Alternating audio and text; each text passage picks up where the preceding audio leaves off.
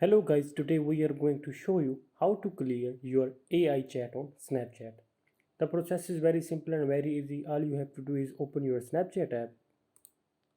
After it opens, first let me show you the chat with AI. So now I'm typing on AI. So as you see, here is my previous conversation with my AI. So now I will show you how can I clear all my AI chat. Now go back and tap on your profile icon which is at the left top. Now tap on this setting icon which is at the right top. Now scroll it down and on account actions you will see the option clear my AI data. Tap on this one and tap on the option confirm. So now your AI chat conservation has been deleted successfully. Let me show you.